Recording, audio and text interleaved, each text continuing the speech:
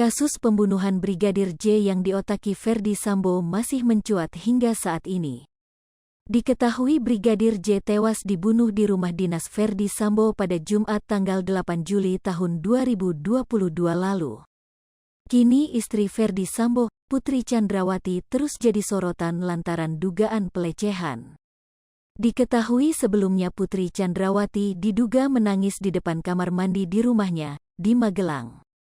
Terkait hal tersebut, Kuatmaruf mengaku melihat Putri Chandrawati menangis karena diduga jadi korban dugaan pelecehan.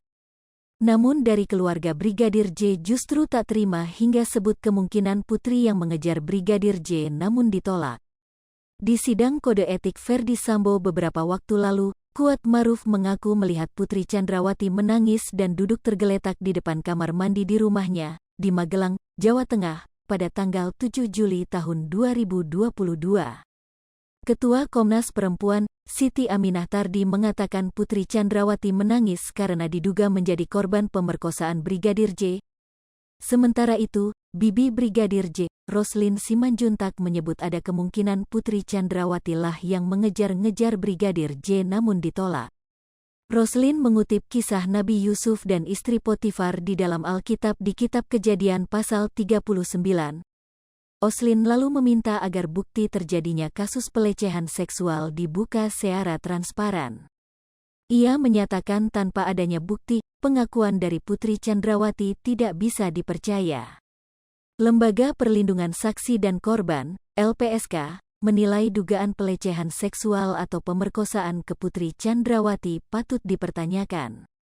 Wakil Ketua LPSK, Edwin Partogi Pasaribu, mengatakan pelecehan seksual janggal lantaran ada relasi kuasa di sana. Edwin menyebut pada umumnya, pelaku pelecehan seksual akan mencari tempat yang aman tanpa sepengetahuan orang lain. Namun, di kasus ini masih ada saksi di rumah kawasan Magelang, yakni KM dan S selaku asisten di rumah. Kejanggalan ketiga, lanjut Edwin, perihal posisi PC yang disebutnya masih bisa memberikan perlawanan. Selain itu, saat di Magelang disebut PC masih bertani. Soal keberadaan Yosua, bahkan Yosua juga menghadap PC di kamarnya.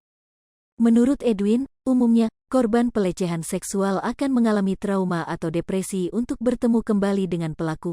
Kelima, korban masih berada satu rumah dengan pelaku di tanggal 7 dan tanggal 8 Juli. Padahal, sambung Edwin, jika korban melaporkan dugaan tersebut ke polisi berpeluang besar mendapatkan bukti yang lebih akurat, yakni terkait dengan visum. Lebih lanjut, dia pun mempertanyakan posisi Yosua sempat dibawa ke rumah pribadi kawasan Saguling, Jakarta Selatan. Kejanggalan selanjutnya adalah hubungan baik yang dimiliki Yosua ke Ferdy Sambo dan Putri Chandrawati. Kejanggalan terakhir, menurut Edwin, masih terkait dengan hubungan antara Yosua dengan Putri Chandrawati, namun, pihaknya belum bisa menjelaskan lantaran tak ingin mendahului penyidik. Hai pemirsa Sri Popo TV, jangan lupa komen, like, dan subscribe, serta tonton terus berita-berita terupdate lainnya ya.